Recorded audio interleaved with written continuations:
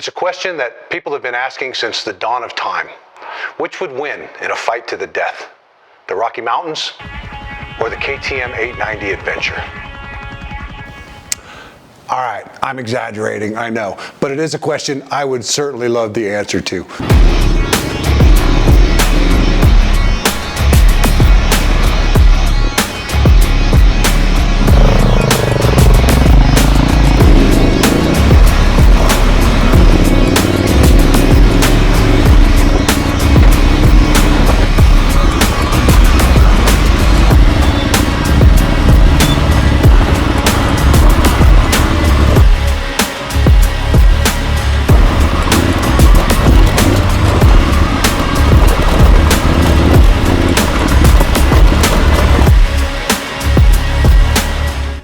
Welcome back to the channel, guys. Thanks for tuning in to this video.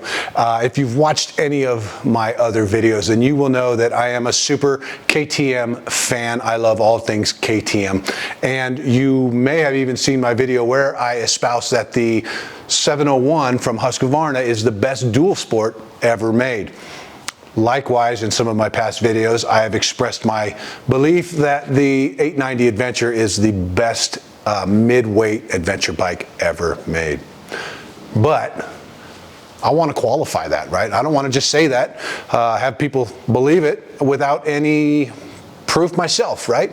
So I set out to do just that, to see if this really is the best mid-weight adventure bike on the market ever made, whatever you want to call it, okay? So I went out to the San Juan mountains in the Rocky Mountains of Colorado here, and I spent 3 days putting this thing through the test in some of Colorado's most formidable mountain passes. Some of them you've probably heard of. So over the course of 3 days, I rode Black Bear, I rode Imogene, I rode the Corkscrew, Hurricane, California Cinnamon, and Engineer Pass in order to get some good detailed information on just how capable the 890 Adventure is. So I believe that over the course of those 3 days of very hard riding, some of the world's toughest passes, I was able to come away with a firm understanding of just what this bike is capable of and what it's not capable of. And honestly, I only found one thing that it wasn't capable of, and that may have been me. I'm not entirely sure it was the bike. In fact, I'll go ahead and say right now, I am sure it wasn't the bike, it was me. But we'll get into that here in a little bit, okay? So the first day that I was out there, we went and we did Black Bear Pass. The first thing I want to say about Black Bear Pass is all of you YouTubers who say Black Bear Pass is easy, there's just the steps, everything else is easy, y'all are full of crap, okay? YouTube and the internet is lying to you. Black Bear Pass is not an easy pass. Black Bear Pass, I'm going to give you although this video is not about the difficulty levels of passes or it's not a review of trails or tracks or anything like that, I feel that I would be in neglect if I didn't mention the fact that when I went up Black Bear Pass, I had never done that pass before. It's the only one I haven't done in that area, and I definitely really wanted to ride it. I went up there thinking, man, this is going to be a cakewalk because of everything that I'd seen on YouTube, right? I knew the steps were going to be difficult, but I thought the rest of it was easy. So again, I would be in neglect if I was to allow myself to put out a video that espoused that as well. I do not find Black Bear Pass was an easy pass, okay? Black Bear Pass, most of it was a very solid intermediate to intermediate plus. The steps are an expert section. I'm not an expert, but they are an expert section, okay?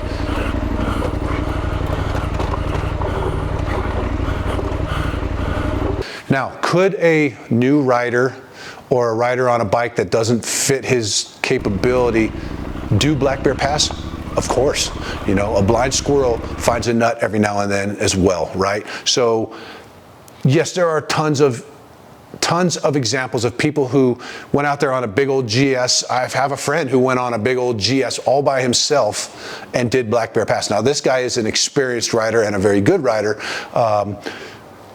but I'm just going to leave it at that. Black Bear Pass is not an easy pass. If you're going to do Black Bear Pass, please be prepared for what you're getting into. It is very steep from the summit all the way back down into Telluride, and know what you're getting into, okay? That's all I'm going to say. Okay, so immediately, as soon as you start going up Black Bear Pass, it is very chunky, very steep, and there are a lot of switchbacks that are very loose, okay? So the KTM 890 Adventure R handled it with perfection. The suspension on this thing, this is not the Rally, this is the R. The suspension on this bike is so good. It's like floating on air, man. I can't say enough about the suspension on the KTM. They knocked it out of the park with this WP suspension, all right? I can't talk for the S, you know, with the, what's the 43 millimeter forks on there, and I don't need to talk about the Rally. Obviously, it's as good as they come, but the Adventure R with the 48 millimeter WP Explorers ate up everything I threw at it, and it did perfectly well. The ride up to the path, to the top was fairly short. It only took maybe 20 minutes, 25 minutes to get to the top. It is about 2,000 feet elevation gain, but it didn't take very long to get to the top. Now, from the top all the way into Telluride, it is a very steep downhill, which brings me to the next component of riding in the mountains is having good brakes. The brakes on this thing worked excellently. I had only a few times where the front ABS was pulsing on me, but for the most part I was able to control the bike in a downhill, very steep descent the entire time, even going around some of the tight switchbacks as well. So once you leave the pass, the top of the pass, it is all steep and it's all switchbacks all the way until you hit the steps.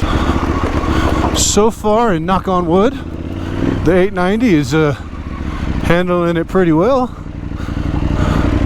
Very happy with her.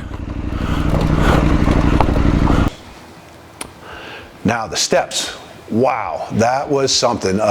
So I was riding with a couple of friends of mine, and we got near the steps, and we were at a spot where I thought I was gonna just kind of creep up and get a better look at it before tackling it. Again, like I said, I've never done Black Bear Pass. I had no idea what I was getting into.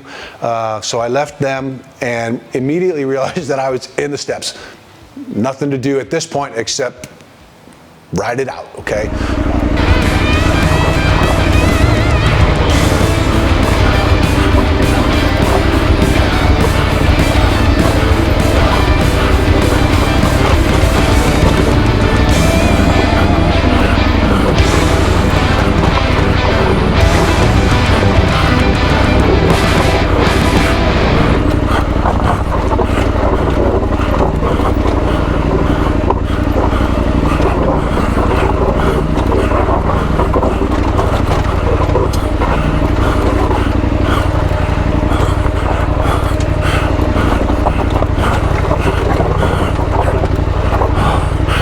Damn.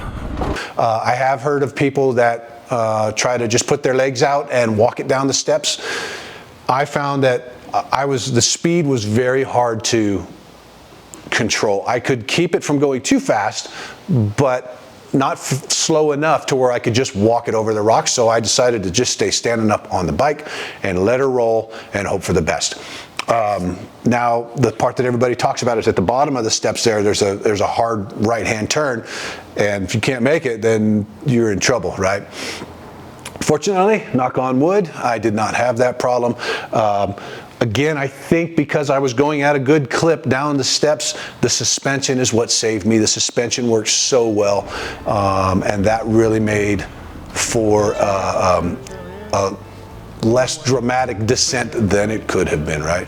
And so, yeah, the bike, Black Bear Pass, ooh-wee, I'm so glad I have done it now, and I will do it again, but probably on my 300 or maybe on my 701. This bike is fully capable. I think it's the difference, as I've talked about in videos before, the difference between getting done with a ride and saying I made it, and getting done with a ride and saying what a blast, let's do it again. This is still work on a bigger bike, right? But Black Bear Pass, check that off, got it done. The bike handled it with relative ease, okay? All right, so after we got done with Black Bear Pass, the plan was to head into Telluride and ride Imogene back up into Ouray. Unfortunately, there was a washout, so Imogene from the Telluride side was closed. We ended up going and taking Last Dollar Road. If you're not familiar with Last Dollar Road, it is to the the east side of the airfield there in Telluride. It's not a challenging or technical road whatsoever, but it is fast and very, very fun. Now, this bike, when you say fast and fun, it pretty much takes off on its own. It's okay, I'm there, right? And it is, it's so fun to ride on a very fast, now don't get me wrong, it wasn't just a road, it was a 2-track, and there's lots of turns, lots of bumps, lots of rocks and ruts and stuff like that. So much fun on this bike. I'm not even gonna talk about the challenges on Last Dollar Road with the 890R because I don't really think that there were any. Unless you're a brand new rider, you probably wouldn't find it difficult whatsoever. So anyway, got done with Last Dollar, hit the highway, back down into Ridgeway and back to Ouray and called it a day. I spend a lot of time in the backcountry while I'm filming my videos, but I still have power requirements in order to charge my camera batteries, my cell phone, power my laptop, use air pumps, etc. And for the past few months, when I go, I've been taking this 500 watt power station from EBL with me, and it's been a real game changer. If I'm only going out for a couple of days, I'll charge this thing up at home, unplug it, take it with me when I go, and I've got plenty of power to run everything I need for a few days out in the backcountry. If I'm going to be out for a little bit longer, I'll bring some solar panels with me, I can plug it in, and I'll have it at max capacity my entire trip. Now this power station from EBL is really surprisingly light, and it's overbuilt to be tough and reliable even when it's bouncing around in the back of my truck. The unit has 2 AC receptacles, 4 USB ports, and even has a cigarette lighter adapter. It's got enough power to run my air pump so that I can inflate some of the creature comforts I bring with me if I have the opportunity. And it even helps me look like a hero when I can inflate the inner tube for pulling around on the lake. And when I need to get some work done, this thing has plenty of power to run my laptop for hours on end while simultaneously charging my camera batteries, my cell phone, running a projector if I need to. It's just got so much power. And when it's time to hit the sack, I know that when I wake up in the morning, all of my electronics will be fully charged, and with it plugged into the solar panels, it will be back up at max capacity within a couple of hours. So go to the website, www.eblofficial.com, and check out their full range of power solutions. Okay, so day 2, we did the Alpine Loop. There was, I think, 6 or 7 of us that started and 3 of us that finished. It was a horrible day for the trail. Hurricane is a killer of giants today, man. There are people going down everywhere. I've been out to the San Juan several times. I've ridden them probably 4 or 5 times over the course of the past few years on my 701. I've never seen the trails the way they were this particular day. But I digress. Let me go back over the route. So the Alpine Loop out of Ouray consists of, first you start off of Highway 550 or the $1 Million Highway, which is a beautiful ride up to the trailhead of the Corkscrew. After the Corkscrew, you hit Hurricane, California, and then Cinnamon all the way down into Lake City, where a couple of us stopped and had lunch, and then we took Engineer back. And instead of taking Mineral Creek, which I was really kind of hoping to do because I really like Mineral Creek, the 2 guys that I was riding with the day before had done Mineral Creek, and they said, we're not doing it again today. So we took Animas Forks. No big deal, I've done Mineral Creek a few times, but we took Animas Forks, which was a new one for me. Not overly challenging, but definitely rocky and steep. And we took Animas Forks back into Silverton, and then the highway back home to Ouray, or back to the campsite. That is a long day of serious rocky terrain. The Alpine Loop gives you just about everything you can imagine. Going up the Corkscrew, if you haven't done the Corkscrew, it is incredibly steep. The first half, I mean steep. You're holding on to the handlebars. With 105 horsepower, No issues whatsoever. Where other guys were bogging down, I was zipping right past them. There are a lot of ups and downs and jumps, and this thing, when it leaves the air, you hardly know it, and even more so when it hits the ground, you hardly know it. It lands like it's on pillows. It's so nice to jump the 890R. It does not jump like a big bike. It jumps like a little bike for sure. Then at the second half of the Corkscrew is some tight, loose, sandy switchbacks. This is the part that I've not seen it like this before. The traction was horrible. There were so many bikes on the ground as we were going up the Corkscrew on that particular day. I do believe a lot of it, you know, that just, hey, it happens, right? We had a lot of riders out there that probably weren't ready for that style of riding just yet, having to come around a tight switchback with a very steep climb, and they were just throttling out of it too hard and spinning the bike and you know, going down. But it was carnage. There were so many bikes down on the trail that day. I thought for sure that I would end up being one of them. The bike just took everything in stride. Because of having the power that the motor has, number one, and number two, you know, hitting a switchback in second gear, coming around it, and just hitting the quick shift down into first gear and throttling out.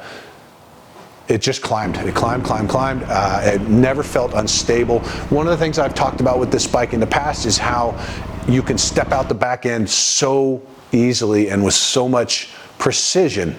It just seems to know where you want it to go and when you want it to stop sliding. So I would just power slide it around corners or lock the brake up around corners going downhill. The balance of this bike is phenomenal, and it makes it so easy to ride. While guys on 701s or 690s, guys on 450s, 300 KLXs, they were all eating it on these switchbacks or stalling out, you know, while coming around the corner in first gear, throttling and feathering the clutch, they'd stall the bike. With this thing, I just dump it down into first and keep on the gas, and I never had a problem. It never stalled once. So easy to ride up that. So I was very happy with how it performed on Hurricane. After Hurricane, with how it performed on Corkscrew. So after Corkscrew, it leads you into Hurricane. On Hurricane, as you're going up over Hurricane and starting to transition to go up over California, there is a long kind of shale, loose trail where you just have to kind of squeeze your knees on the bike and let the back end hop around where it wants to go. Try to keep them handlebars pointed forward. But you can't really control the bike. You just have to trust in it. And that's like the last, you know, half a mile up to the top of California. No problem whatsoever. Because the front end is the suspension is so good, it was soaking up the bumps so well, I was able to allow the back end to just kind of hit rocks, hop around, and the front end would still track where I wanted it to go. Again, I just can't say enough about the suspension on the 890. It's just WP, great job. So anyway, yeah, got up to the top of California, then made our way up to Cinnamon. With Cinnamon, when you go into Animas Forks, you take a left over the bridge, the little footbridge, and then I think after the very first switchback, it's another switchback with a very steep, rocky climb. And I don't mean baby heads, I mean rocks that you have to maneuver around or over. So I made a mistake. I came around a switchback. I saw a Jeep up there that seemed to be moving at a decent clip, so I just kept going. And then I ended up on his tail pretty fast. I thought for sure I was going to stall it or have to stop it on a really steep incline, which of course you never want to do.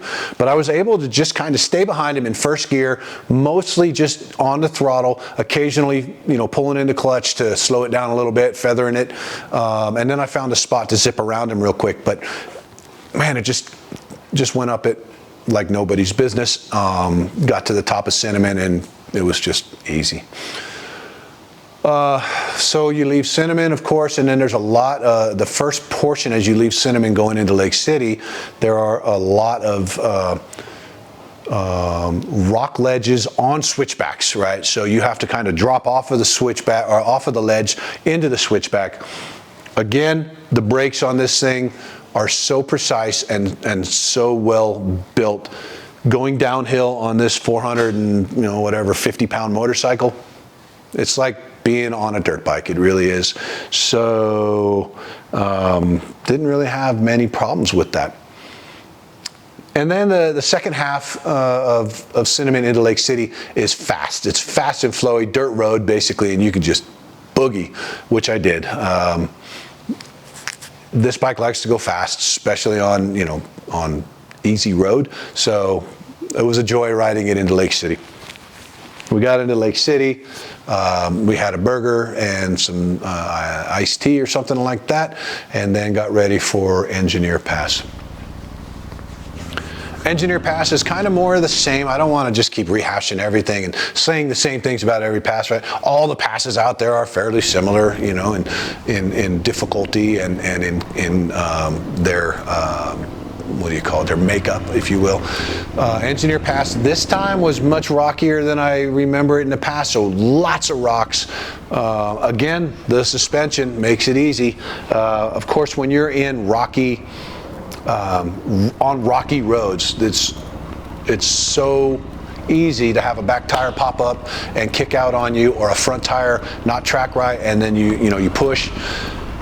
I did not experience any of those problems with this. Again, power for days with the engine, so you don't have to worry about coming around those corners on the switchbacks and then getting right into a climb. It makes it easy for you. It's all there. So I won't waste too much time. You get the point.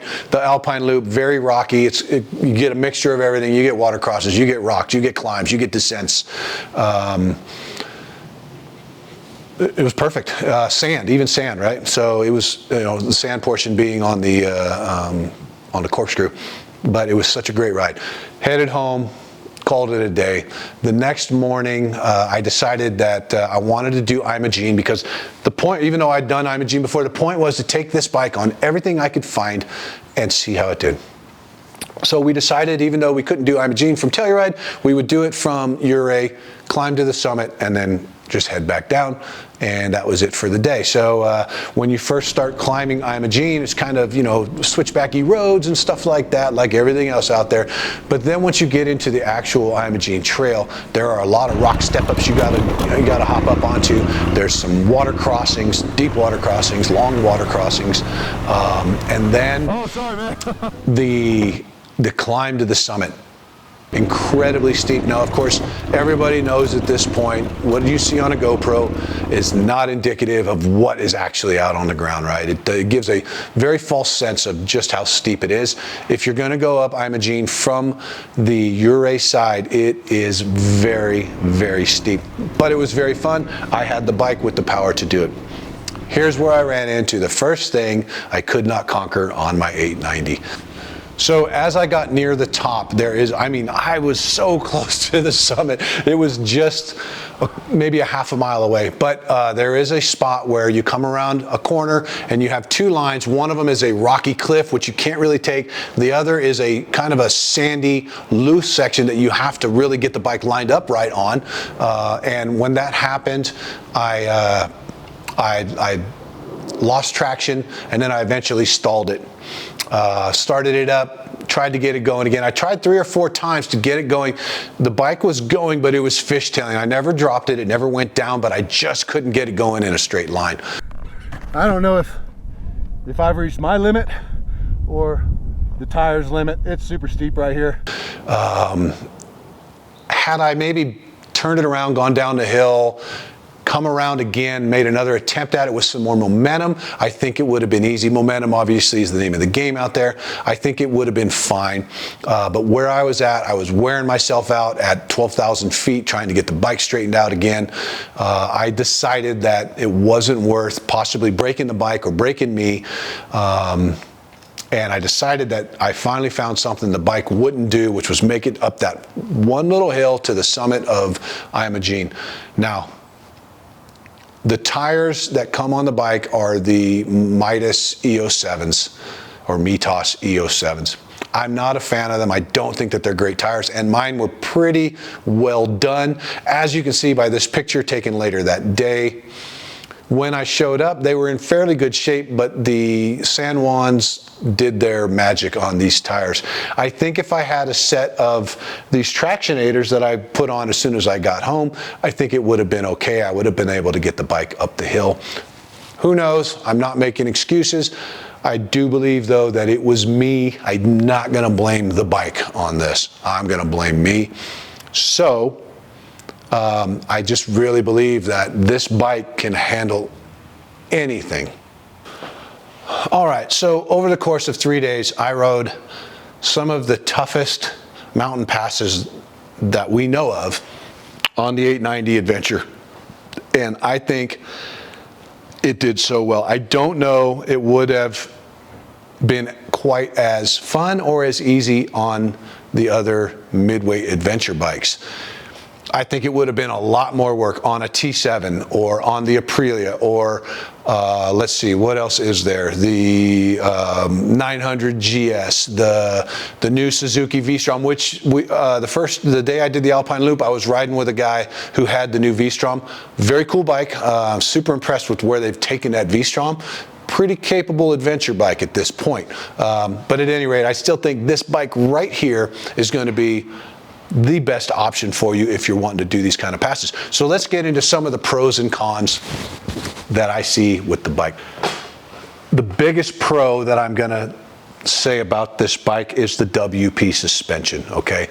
There are a lot of factors that make riding a bike fun, make riding a bike capable, this, that, and the other. Suspension, in my book, is going to be probably number one on the list, right? Now, a bike could have lots of power, it could be underpowered, but if you know how to use the clutch and the throttle, that's not such a big issue. If you've got crap suspension, there's nothing you can do about that. Right out of the box, this is a factory setup on this bike. I will, full disclosure, I did spring a valve, or I did get a seal leak on my rebound side, the right side, when I was riding out in South Dakota because of all the dirt. I just got some dirt in the seal. So when I replaced the seals, and instead of the 120 millimeters of air gap in the top of the forks, I used 90. So I reduced the air gap by about 30 milliliters, and that gave me a much more confident off-road feel. Not so much good for the road feel, right? But for riding off-road, which is primarily why I have this bike, I think it helped quite a bit. But doesn't take away from the fact that these are fantastic shocks, or fantastic forks, and a fantastic shock on this bike, okay? The second thing I will say as a pro for this bike is the motor. The parallel twin is so smooth from the bottom, okay? So again, like when I talk about coming around a very tight switchback where you got to come to almost a stop, and then you've got, you know, a 10-degree climb right off of the bat. The motor has the capability to keep building RPMs. It's not trying to die on you. You're not pulling in that clutch and trying to feather it. It just pulls very smoothly right off the bottom line. Now, transversely, conversely, whatever, going down a hill, the engine braking on this bike is superior also.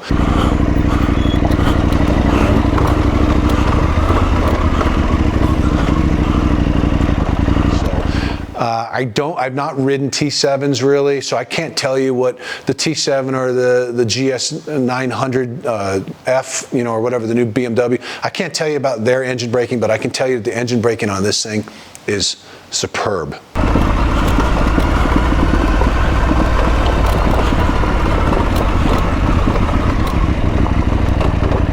The ergos on the bike, absolutely. I love, so I'm 6'4". When I stand on this bike, I've got a 3/4 inch risers, bar risers on the bike. Otherwise, everything is in the same position that it comes from the factory, okay? The ergos on this bike are so fantastic. When you stand up, you don't feel like you're reaching for the handlebars. You don't feel like you're leaning back. Everything's in the right place, and it makes it so easy to ride. I stand up almost entirely, almost exclusively when I'm riding this bike. and I've never been uncomfortable standing on the bike. I never feel the need to sit down. And lastly, the quick shifter. Having the quick shifter in conjunction with the motor on this bike is so great because, like I said, on those times coming around a switchback and realizing, oh, I'm not going fast enough for second gear, just pop that thing down into first gear while continuing to throttle through, and you just don't have to worry about it, right? So quick shifter, it's a clunky quick shifter. I don't think it's a, I have a friend with a GS 850. That quick shifter is buttery smooth. My KTM Super Duke, my 890 Duke, those quick shifters are very smooth. This one's a little clunky, but it works. And to me, that's what's important, right? It works, okay? All right, well, let's get into some of the cons that I've come across. Now, I'm not going to talk about any of the problems that everybody else talks about on the internet because I have not experienced them. I'm only going to talk about problems that I have experienced. And I started experiencing this first problem in South Dakota a couple of weeks ago, and I experienced it a few times in the San Juans this last trip. And that is the kickstand is mounted a little bit loose. So sometimes you hit a bump, and when you bottom, the kickstand will come down and the bike will cut off. Oh, damn it. The first time it happened to me was, again in South Dakota, and I was like, what's going on? I looked down at the TFT, and it says kickstand, right? So it only happened to me twice on this trip, and I was able both times to just pull in the clutch, grab the kickstand with my heel, pop it up, and hit the start button and ride away. But it doesn't. It's still that's a con for sure, right? That is not good. KTM needs to do something to address that. Maybe make it stiffer. I don't know. I will probably end up putting a dongle in there so that I don't have to worry about it anymore. But it wasn't a humongous thing for me. It didn't really affect my riding at all. Okay, but it did happen, no doubt about it. The other con, I would say, not that I had a problem, I didn't get any flats or any tire issues, but I don't like that a bike that's designed for tearing up the off-road like this bike is, I don't like that it comes with tubeless tires. I would much rather have tubed tires. Again, I could have, spent an extra $7,000 and got the Rally edition with the tubeless or with the tube tires. But I think for the kind of money we're already paying for this bike, you can put some, good rims on there with tube tires, right? The tubeless, I just don't like them, especially the rear because it has the offset valve stem. So if you do, put a hole in the sidewall of your tire or something like that, you can't patch and you need to tube it, that's an issue. The front tire also, because of the valve stem style that it uses, when you put a tube in, the hole in the rim is actually bigger than most other rims, so you have a valve stem that's just kind of floating in there, right? Could you get out of a sticky situation down to the highway? Yeah, probably. But that is definitely a con. I will eventually invest in a set of the Rally rims and go with tubed wheels again because I don't want to get stuck out in the backcountry with tubeless tires that I can't fix.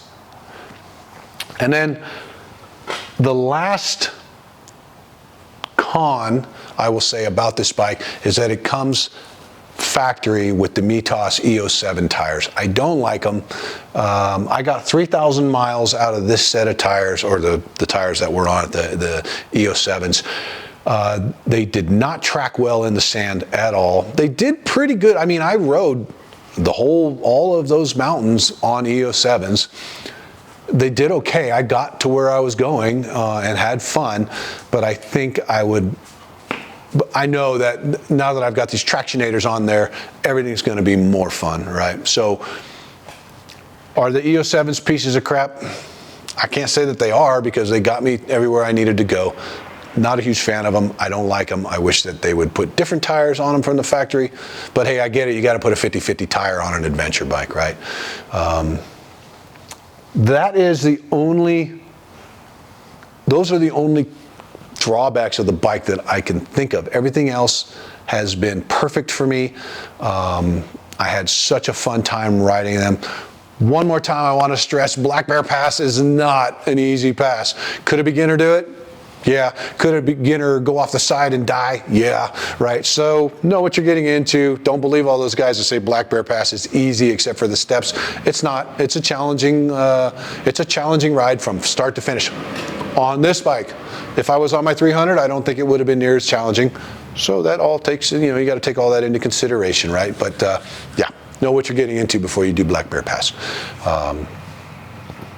Anyways, guys, that is it for this video.